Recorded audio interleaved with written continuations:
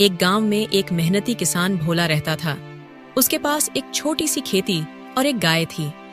भोला अपनी गाय को बहुत प्यार करता था, क्योंकि गाय उसके लिए दूध देती थी, जिससे उसका परिवार पलता था। एक साल गांव में सूखा पड़ गया, जिससे लोगों की फसलें सूख गईं। भोला अपने घर के आंगन में बैठा हुआ था और चिंता में डूबा हुआ था। उसकी पत्नी भी उसके पास बैठी थी। क्या करूं, समझ नहीं आ रहा। इस बार खेतों में सूखा पड़ गया और जो थोड़ी बहुत फसल उगी थी वह भी बिकने लायक नहीं है। सब भगवान की मर्जी है भोला। हम कोशिश कर सकते हैं, लेकिन कुदरत के सामने हम क्या कर सकते हैं। देखो, घर में खाने के लिए भी मुश्किल से कुछ बचा है। बच्चों के लिए भी चिंता हो रही है। मुझे कुछ करना ही होगा। अब क्या करेंगे? हमारे पास तो सिर्फ गौरी ही बची है। हाँ, शायद मुझे गौरी को ही बेचना पड़ेगा। उसे बेचकर जो पैसे मिलेंगे उसी से हम खाने का इंतजाम करेंगे। इसके अलावा कोई और चारा नहीं है। भोला गौरी को लेकर बाजार की ओर चल पड़ता है। रास्ते में वह अपने आप से बात करता है। माफ करना गौरी, मैं मजबूर हूँ। मुझे पता है तुम हमारे लिए कितनी कीमती हो, पर बच्चों के लिए मुझे ये करना जरूरी है। अचानक उसे रास्ते में एक साधु मिलते हैं, जो उसके चेहरे की उदासी देखकर रुक जाते हैं। बेटा, तुम इतने उदास क्यों हो? क्या परेशानी है? महाराज, क्या बताऊं महाराज, मैं एक गरीब किसान हूँ और मेरे पास कमाई का कोई साधन नहीं है। सूखे की वजह से मेरी फसल भी नहीं हुई।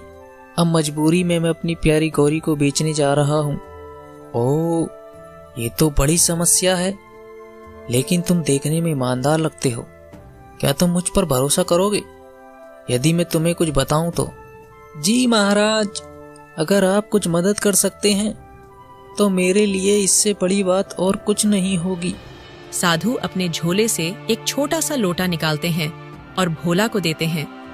ये लो, इस लोटे को हर सुबह गौरी के पास ले जाओ और उसे जितना दूध चाहिए उतना इस लोटे में भर लो। इस लोटे में जितनी तुम्हारी जरूरत है उतना दूध अपने आप भर जाएगा। लेकिन महाराज, ऐसा कैसे हो सकता है?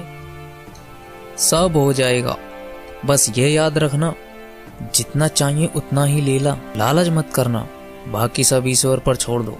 धन्यवाद महाराज, आपकी कृपा से मेरा परिवार भूखा नहीं मरेगा। मैं इस लोटे का सही तरीके से उपयोग करूंगा। साधु आशीर्वाद देकर वहां से चले जाते हैं और भोला गौरी के साथ खुशी खुशी घर लौट आता है। भोला उत्सुकता से लौटे का चमत्कार देखने के लिए गौरी के पास जाता है और लौटे को उसके नीचे रखता है। जैसे ही गौरी दूध देने लगती है, लौटा खुद ब खुद भरने लगता है। अरे वाह, ये तो सच में चमत्कार है। इतने दूध से तो हम सबका पेट भर जाएगा और बाजार में बेचकर कुछ पैसे भी कमा लूंगा। भोला खुशी से परिवार के साथ बैठकर दूध पीता है और बाकी दूध बाजार में बेच आता है। उसके चेहरे पर संतोष की चमक आ जाती है। कई दिनों तक भोला लौटे से जरूरत के अनुसार दूध निकालता रहा। एक दिन उसके मन में लालच आ जाता है। अगर इस लोटे में इतना दूध भरता है तो क्यों ना थोड़ा और निकाल लूं, इससे और पैसे कमा सकूंगा, जिससे हमारे अच्छे दिन आ जाएंगे। भोला ज्यादा दूध निकालने की कोशिश करता है, लेकिन जैसे ही वह ऐसा करता है, लौटे से दूध आना बंद हो जाता है। अरे ये क्या हुआ? दूध क्यों नहीं आ रहा है? कहीं मैंने महाराज की शर्त का उल्लंघन तो नहीं कर दिया? उसे अपनी गलती का एहसास होता है और वह पछताने लगता है। हे भगवान, मुझे माफ कर दो।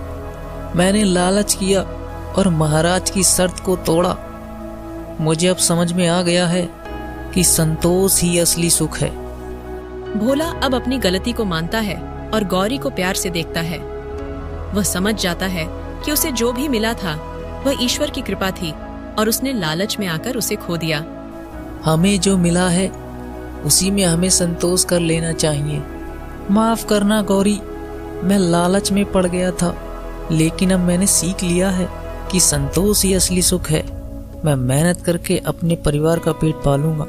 भोला ने उस दिन के बाद लालच नहीं किया और अपनी मेहनत से जितना मिल सका उसमें संतुष्ट रहना सीखा।